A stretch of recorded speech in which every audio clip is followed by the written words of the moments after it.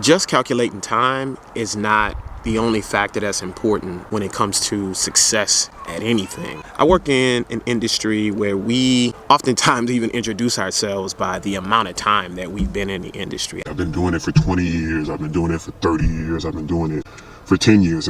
Come on, man. Sometimes if you haven't been in enough time in people's eyes, then automatically you're below them, you're behind them. I experienced that as a young hairdresser. At my year 5, I was pretty advanced, but people would ask me, how long you been doing it?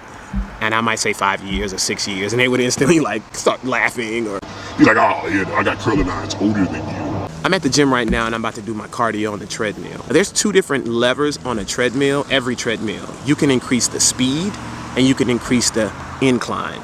Speed and intensity. I can walk flat for 45 minutes and I'll burn some calories, probably about 250, 200 maybe, because there's no speed and there's no strain. I'm not pushing my muscles. But see, when I take that same 45 minutes, check the message now because I had to learn this. Message.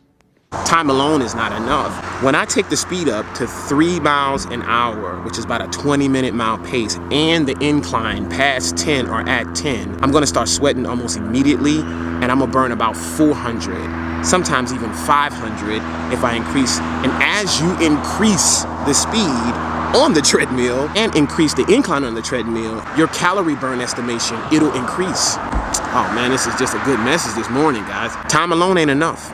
How hard you're going and how fast you're going is really going to determine it. So fail faster, guys.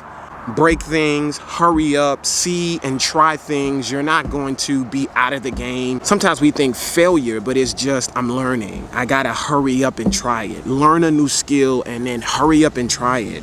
Or push yourself to do things that are challenging. So I'm about to just go sweat, but I've learned I never really get on the treadmill anymore, just flat. I wanna push myself. All right, jumping on Big Trina.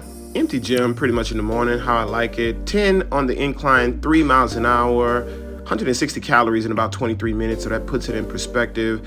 I was already sweating already at about a 10-minute mark, probably even less.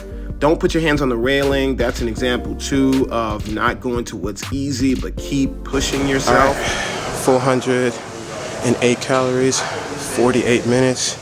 We topped off at 12 miles an hour. No, 12 on the incline, I'm delusional. 3 miles an hour was the max we did on speed, but we pumped it up and that's what got us in there before 48 minutes. Woo. Gotta have my ProFlex bar post-workout. So guys, moral of the video is push ourselves to go faster, push ourselves to go harder or higher, and we'll get there quicker. And that sounds so simple, but that's a motto I've tried to live by, and it has really served me well throughout my career. Guys, follow. See that? Coming from Instagram, I'm using the word follow, but we're on YouTube now. And this is subscribe, guys. And thank you to all of the subscribers that's been here for years and years.